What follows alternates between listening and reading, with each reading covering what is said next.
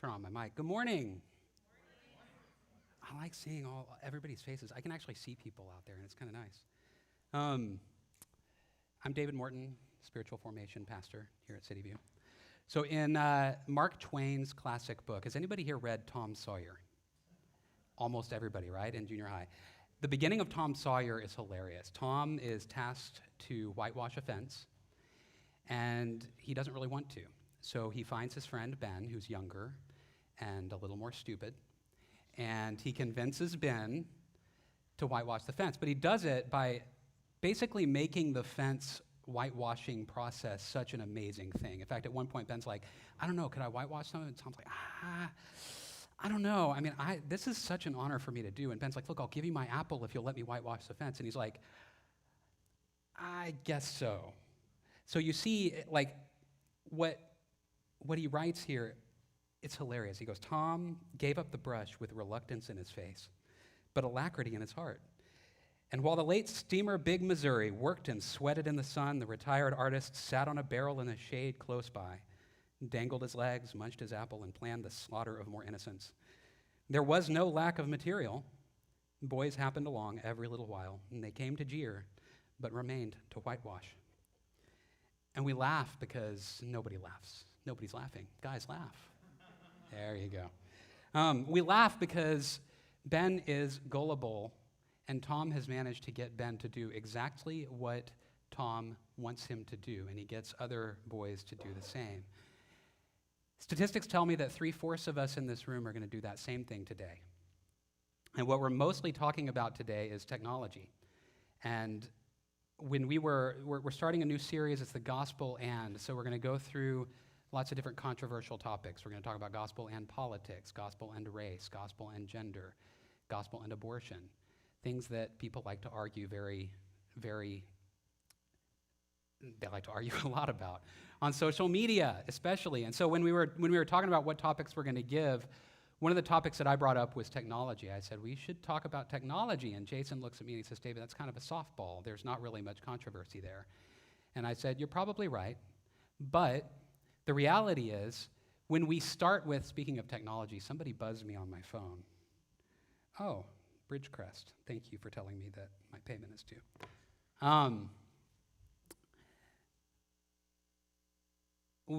He said it was a softball, but I wanted to talk about it for multiple reasons. One of the major reasons I wanted to talk about it was because when we look at technology, technology affects how we have these conversations, and I think it affects us in ways that we don't realize in how we have certain conversations.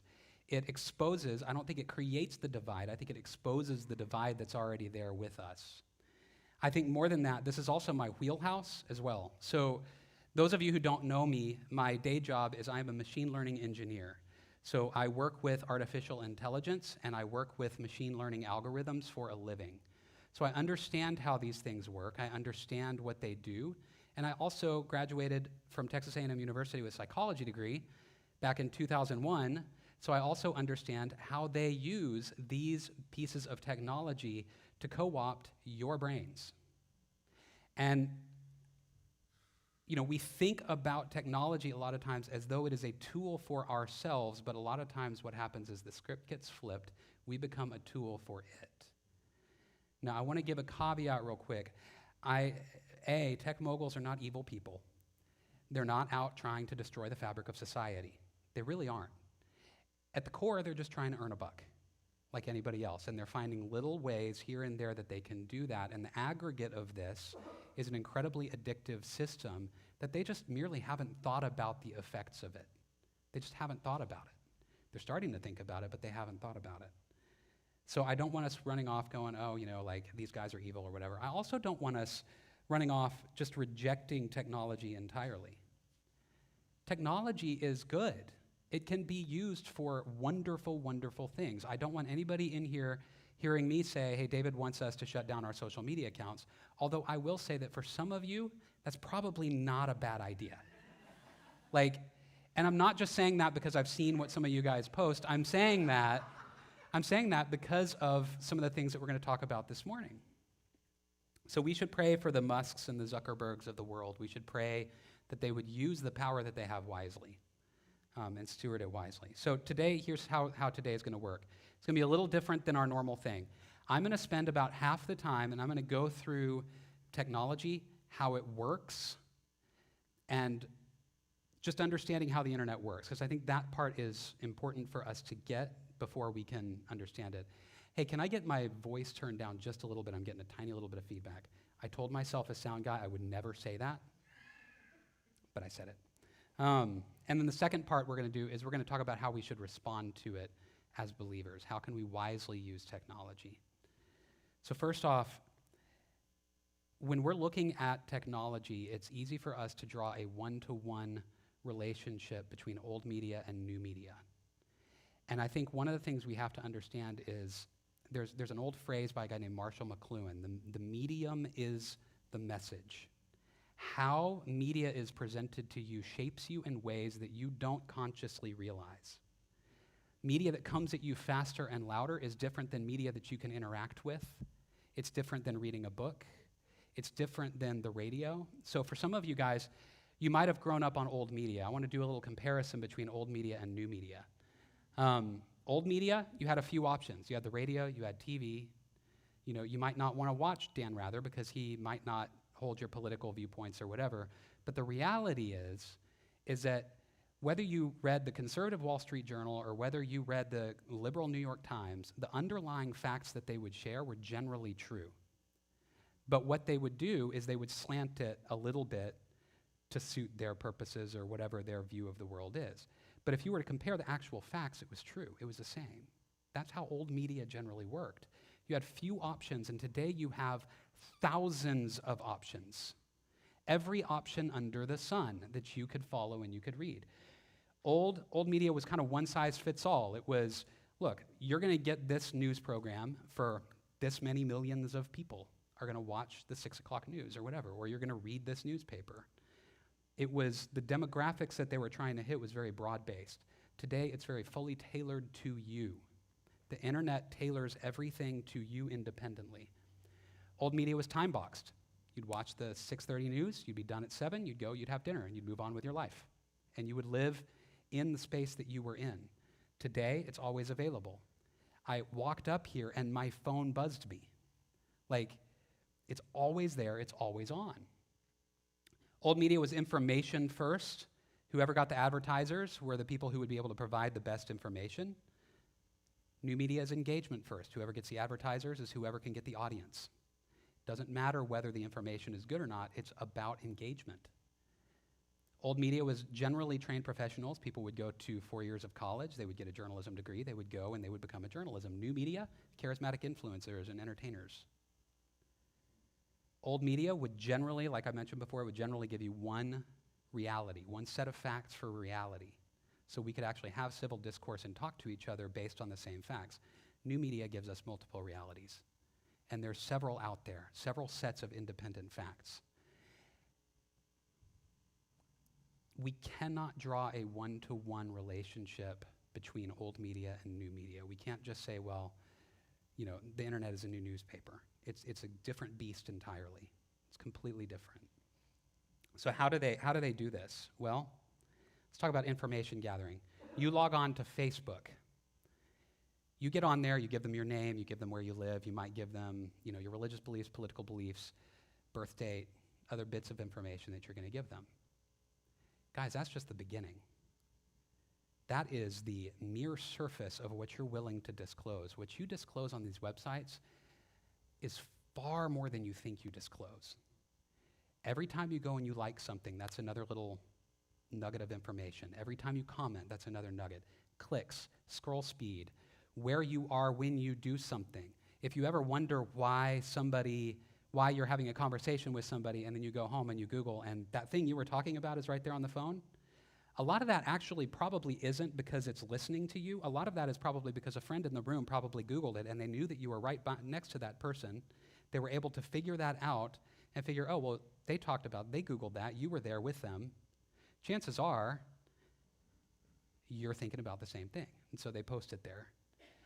Other integrated apps that are on there, and guys, there's even more than that. So if you post a picture online, they're going to look at that picture. Their algorithm is going to look at the picture. It's not an individual who's staring at your images. It's an algorithm. That algorithm is going to figure out what kinds of things are in each one of your pictures. It's going to draw an association between the things that are in the pictures and the kind of person that you are. When you post something on Facebook, it's going to do something called sentiment analysis, which is basically to say, are you happy? Are you sad? Modern machine learning techniques can figure out with pretty good accuracy whether you're a depressed human being, whether you're an anxious human being.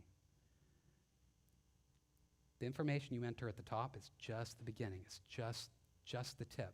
When you slow down over a picture, it picks that up. It knows that you're slowing down, and then it's going to feed you more of that kind of stuff. And that's where we get into how do they use it. So this information is used to create addiction. And there are several different methods that they use for addiction. Can we go to the next slide? Pull to refresh. Pull to refresh is that thing when you're on your phone, you swipe down and it refreshes the screen, right? Have you ever thought about how that's really similar to a slot machine? It was designed around the slot machine. That's why it is like that.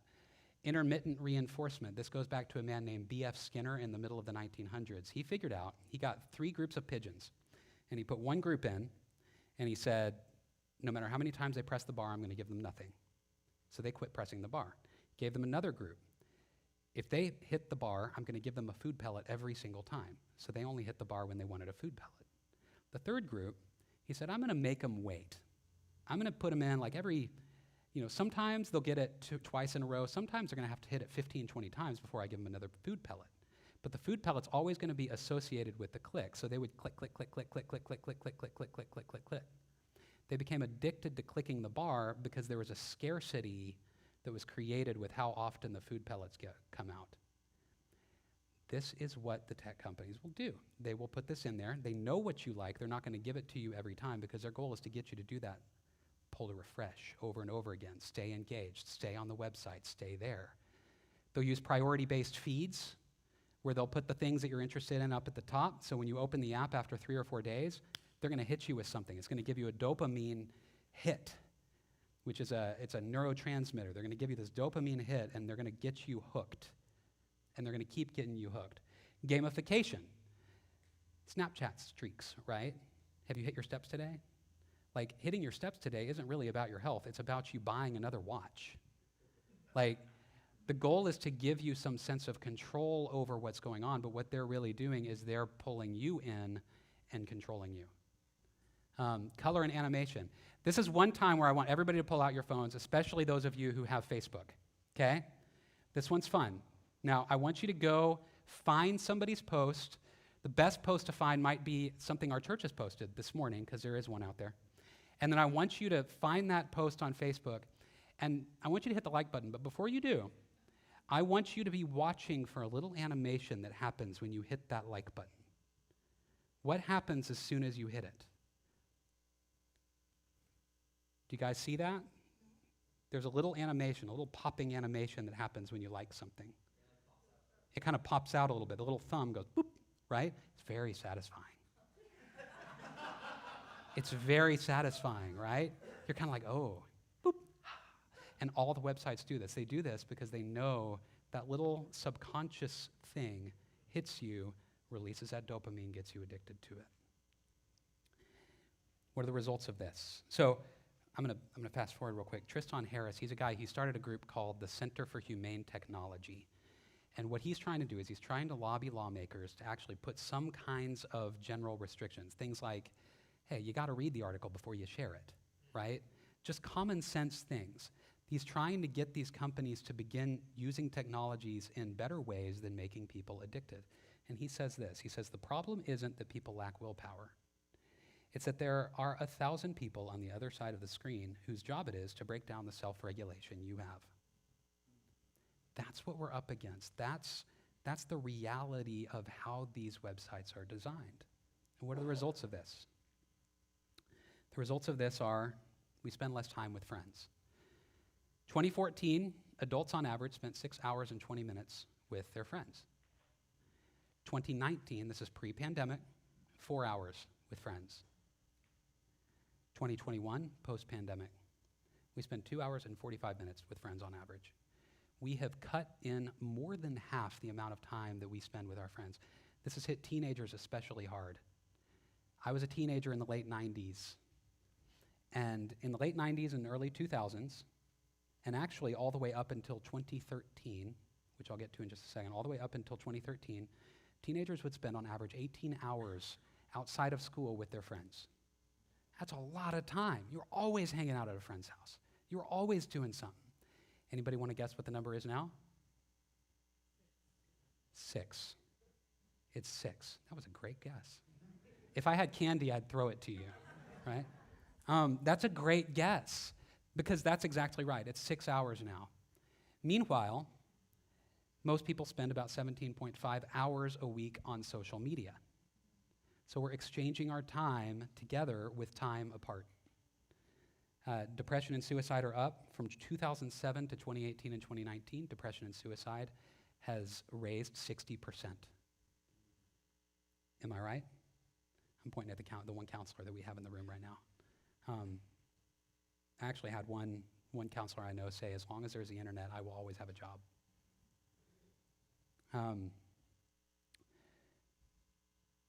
What does this mean for us as believers? And again, I want to reiterate, this isn't to say get off of all your social media. It really isn't. And we'll have some practical steps later. But what's our response to be as Christians? 2 Timothy 4:3 says, the time will come when people will not put up with sound doctrine. Instead, to suit their own desires, they will gather around them a great number of teachers to say what their itching ears want to hear. They'll turn their ears away from the truth and turn aside to myths. So I'm choosing this verse for this week because this is what the internet makes it incredibly easy for us to do, which is to seek out the exact thing that we want to hear and be focused on that. It gives us 100% control over our environment.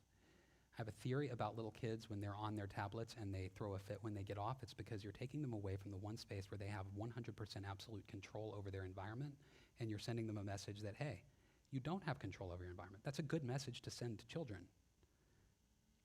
But they're so engaged in it that they're also learning another message simultaneously. And it's easier for us to be in an environment where we control everything than an environment that's uncontrollable, like being with other people is a little more uncontrollable. We have a need for truth. So there's 3 things we have a need for that I'm gonna mention. There's several things we have a need for. Mostly we have a need for Jesus, right? But we have a need for truth. The journal Science says falsehood is 70% more likely than truth to be retweeted on social media or reshared on social media. And yet, 84% of people are confident in their ability to spot fake news. There's a disjuncture here. More of us think that we're confident in spotting fake news, and yet fake news gets spread more virulently than truth. Why? I would say one of the major reasons is because the truth is usually more boring than the news. I have a friend who used to work in the Texas State Capitol, and I remember talking to him about politics or something. I was like, can you believe what he's like, it's really actually much more boring than that. He's like, there's really not much going on in the Capitol. I mean, they're doing stuff, but it's pretty much an office place. There's a couple of really loud people that get all the news cycles, but everybody else is just trying to do their job. And I think that's a thing that we forget when we're looking at the way the news works. They were only going to show you the most outrageous things. Why? Because the most outrageous things are going to get you to like it. They're going to get you to click that like button and stay engaged and stay involved so that they can sell ads. I failed to mention that. It's all about selling ads, by the way. More on that later. Not really. I'm not going to go into more on that. You can ask that afterwards if you want. Sensationalism triggers the following emotions, and this is a big one. When we're online, we need to be monitoring our emotions. We don't need to be mindlessly diving into information. We need to think about the information that we are diving into. We need to read long-form things, and we need to think about how they're making us feel as we're reading them. You ever get online and start feeling really fearful, scared, like the whole world's going to come crashing down any moment? Yeah, they want you to feel that way. Because if you feel that way, you're going to keep diving into the news. You're going to keep going into that rabbit hole, and they're going to sell more ads. It's not about giving you the truth. It's not about making you an informed citizen. It's about keeping you clicking. all it's about. It brings up fear, jealousy. Instagram is great for jealousy, greed. I'm trying to think. Yeah. Okay, so anger is a good one for Twitter. You have fear. You've got jealousy, greed, and gluttony on Instagram. You've got some gluttony on TikTok too. You've got sex on TikTok. You've got pride on LinkedIn, right? These emotions and these sins that they take advantage of the things that are our natural proclivities as humans, and they get us coming back to it time and time and time again. It is designed for engagement. It is not designed for truth. And the internet makes it really easy for us to gather around us teachers that we like, because as soon as they start figuring out what you like, they're going to feed you more of it. They're just going to feed you more of it. And if you don't like something, they're going to feed you less of it. So then you're going to end up in that awkward situation where you're in a conversation and you're like, well, everybody believes. And somebody's going to go, no. Because your reality, your reality, your reality, and your reality are all completely different online. Completely different. We need to challenge each other in truth. And this means for those of us who are well-versed, which I'm hoping that everybody in here is becoming more well-versed as I'm talking, for those of you who are well-versed, we need to help other people who are not as well-versed in understanding how these things work to understand how they work so that we can be people of truth. We don't want to be susceptible to lies as Christians. We want to be people who live in truth. We want to be as wise as serpents and as innocent as doves, because that's what Jesus has asked us to do. Second, we have a need for love. 1 Timothy 4:5. We go on, it says, but you, Timothy, and all of you guys too, keep your head in all situations. Keep your head. Endure hardship. Do the work of an evangelist and discharge the duties of your ministry. If you are a Christian in this room today, you have a ministry. You have a ministry of reconciliation to those who are around you.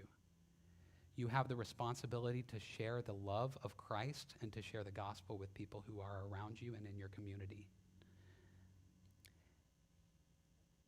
It starts with God's love. He's not asking us to do anything that he didn't do. Jesus came. He loved us. He gave the message to us. He died. He was willing to endure the suffering. And love requires suffering a lot of times. If you want to know, there's always that question like, be prepared to give an answer to people for the hope that's inside you, right? And I always wonder to myself, well, nobody ever asks me, what's the reason for the hope that's inside me? What's one of the shortest ways to get people to kind of go, why would you do that? Is to do outrageous things for God, knowing he's going to pay you back. Is to be willing to sacrifice things that you have, comforts that you have, so that you can go out embodied into the world and actually love another person sacrificially, the way that Christ did. Love is sacrificial. It rejects self-centeredness. What encourages self-centeredness?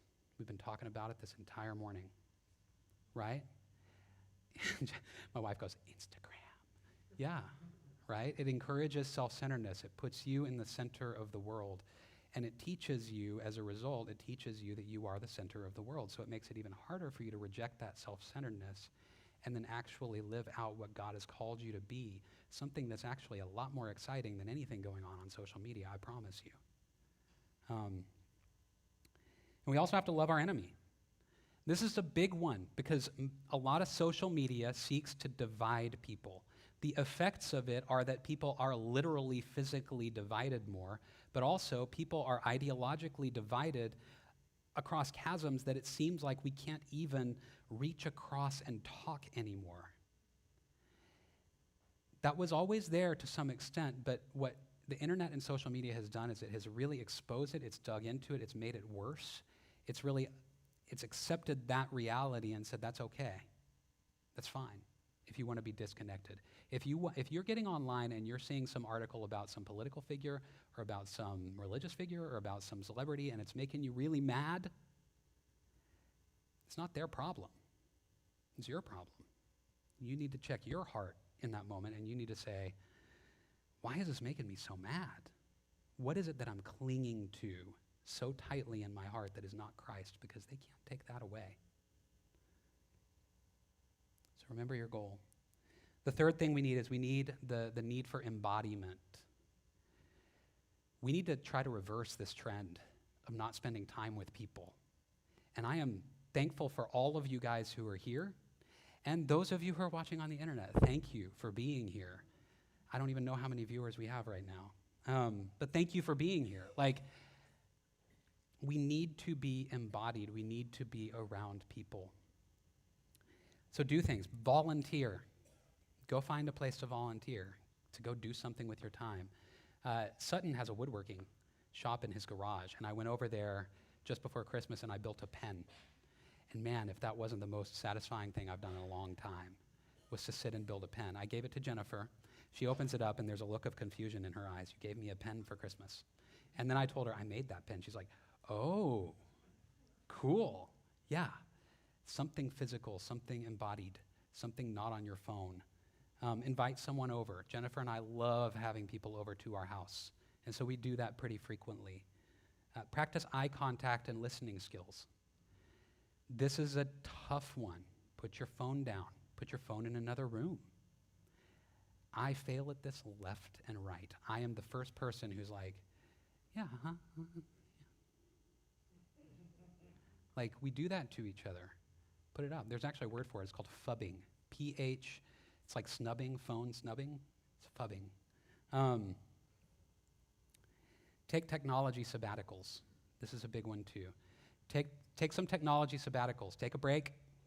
Put it in another room for a day. Get off social media for a month. Yeah, I know a lot of you guys are like, I can't do that. Okay, start small. Take an evening out. Put it up. You can live without it for an evening. Go to the store without your phone. This is terrifying. What happens if I get a flat tire? Well, wave somebody down. Like, welcome to old school, right? This is what people used to do. Just be like, hey, can you call my wife for me? Here's her number. Tell her that I'm out here. You know, like, take time out. Leave your phone at home. Do something outside without it. Go for a walk without your phone. Like, get out and be present in your body, because God gave you your body to use, so use it.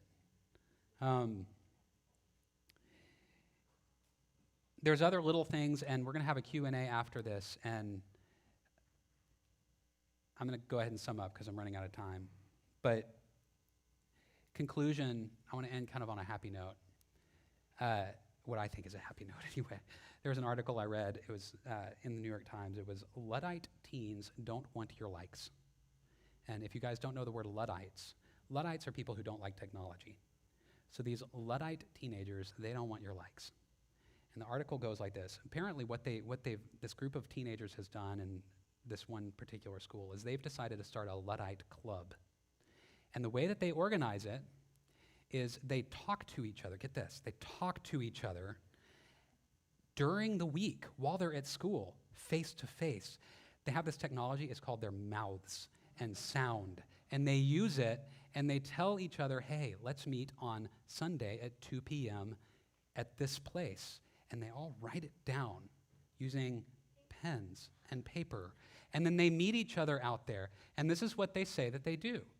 This is what the author says they do. Some drew in sketchbooks. Others painted with a watercolor kit. One of them closed their eyes to listen to the wind. Many read intently, and I'm not going to endorse or not endorse any of the books I'm about to read to you. The books in their satchels included Dostoevsky's Crime and Punishment. Okay, read that one. Art Spiegelman's Mouse 2, never read it. The Consolation of Philosophy by Boethius. The club members cite libertine writers like Hunter S. Thompson and Jack Kerouac as heroes, and they have a fondness for works condemning technology like Player Piano by Kurt Vonnegut. Arthur, the bespectacled PBS aardvark, is their mascot. I love this because they're getting themselves off their freaking phones and they're going to do something physical. They're spending time with their friends in person. And they're not always talking. Sometimes they're doing things together, just things that are more profitable. Things that are more profitable. There is a freedom in freeing yourself from technology and making sure that technology is your tool and you are not its tool. And I think that's the thing. If there's one thing I want you guys to take away from this, it's Learn to master the technology. Don't let the technology master you. Don't let the technology master you. Because if you let it and if you go into it unthinking, it will. It will. Your phone has an always-on display. Average person unlocks it 150 times a day. It's a lot. They didn't invent always-on without knowing that that's what the reason they were doing it was for. I remember you used to just be able to turn off your phone. Now your power button doesn't even turn it off anymore, does it? Anyway, let me pray. Father, thank you for this day. Thank you for this conversation. God, what an exciting series that we're going to have over the next several weeks, Father. I pray that we have grace on each other when we're going to disagree. I pray that we talk to each other in person when we disagree. We love you. Thank you for Jesus, and thank you for the example that he set for us of being embodied and living around people and being around people. In Jesus' name.